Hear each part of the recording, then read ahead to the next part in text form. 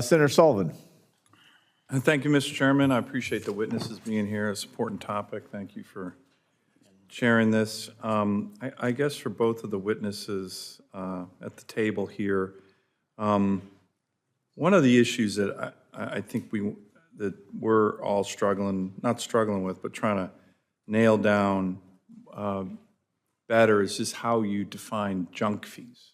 And it's not easily definable. So,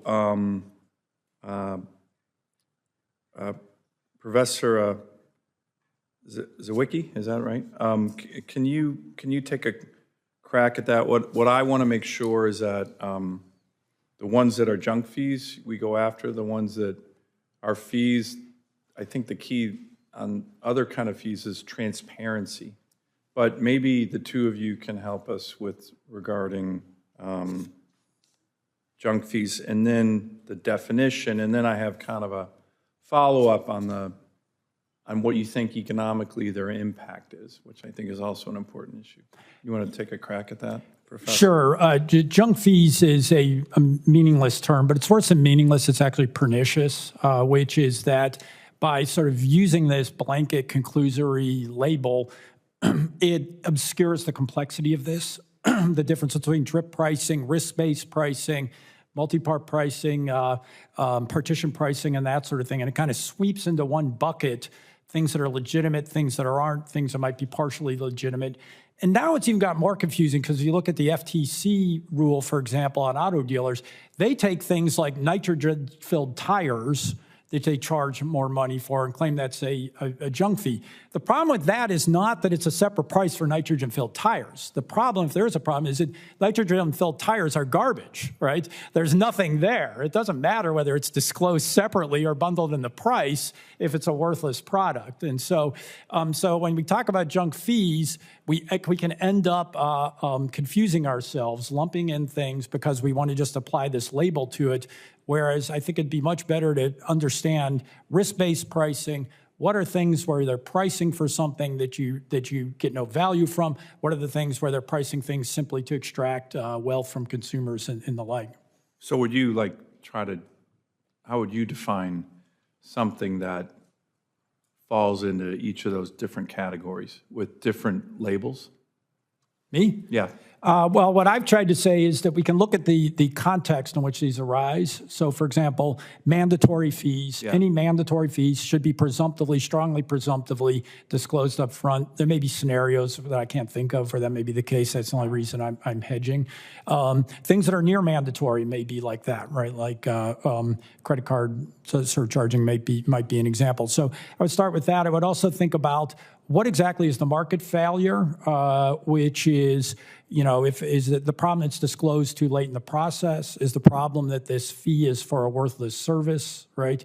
Or is it something that seems to be doing some work in terms of allocating the cost of using a product or a service to the person actually using it, like a late fee does, for example, on credit cards? Ms. Greenberg, do you have a view on that, both the questions that I asked? Sure. Senator Sullivan, I think, and we think that a good working definition of junk fees is unnecessary, unavoidable, or surprising charges. So to Mr. Professor Zawicki's point, mandatory, you think that's a good one? I mean, the example that I used in my testimony is a mandatory resort fee that you are presented with when you check out of a hotel. It's often a daily fee. It could be $35. I've seen them as high as $75 for services that you didn't use, or internet service in some cases, the swimming pool, the fitness center. They're required, and I'm one of those consumers who always ask the hotel to take it off my bill, but they consider them mandatory, and you have no choice. So no, they are not disclosed up front, and so you can't comparison shop when you're looking for a hotel room. Okay, good. Let me ask, the White House has been talking about this. We want to make sure we get it right as well. They often tout the junk fee issue as in the context of fighting inflation. Like, my view is they have a whole host of other areas where they can really fight inflation, right?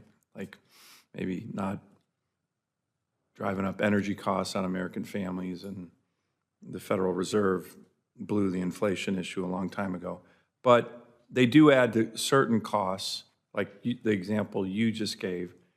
Is this really like more of a transparency issue? Or do you think that kind of trying to bring this into fighting inflation is a stretch that seems, you know, like a little bit of junk fee false advertising from the White House, maybe? I'd like both of your views on that as well, Professor. Yeah, this obviously has nothing to do with inflation. It has nothing to do with inflation. The cost is the cost, right? Colloquially, I even said earlier, we say bags fly free on Southwest. Bags don't fly free on Southwest, right? There's a cost for bags.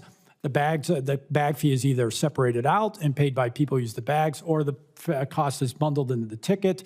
There's empirical evidence that shows, as I said earlier, that the price of a ticket on Southwest is higher because you are paying for your free bags and your free cancellations and everything else. So the cost is the cost, whatever the cost is. It has nothing to do with inflation. And so what it has to do with is what is the right level of transparency, and really what is the scheme of pricing that will help consumers in the end find the products they want at the lowest prices. And sometimes that means unbundling the prices. Sometimes that means bundling the prices. Sometimes that means you get bundled prices like in Southwest together with unbundled prices with United, and you get different consumers using different things and that sort of thing. And so that's really what this is about. The bottom line is what we should care about is, are consumers getting the lowest price for what they're actually using? And everything, in my view, should be allocated towards that end. Transparency is not an end in itself. This has nothing to do with inflation. Professor Greenberg, does this have anything to do with inflation? Or?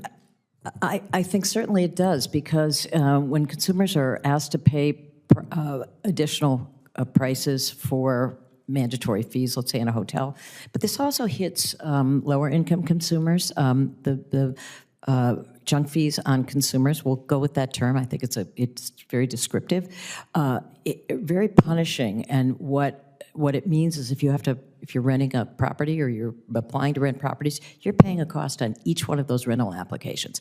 That's money that doesn't go for groceries, that doesn't go for childcare, that doesn't go for utility bills or gas. So this does have an inflationary effect in our view.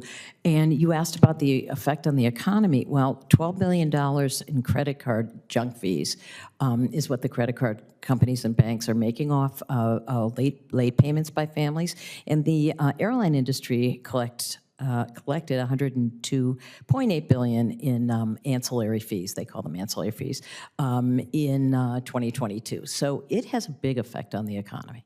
Good. Thank you. Thank you, Mr. Chairman. Appreciate it.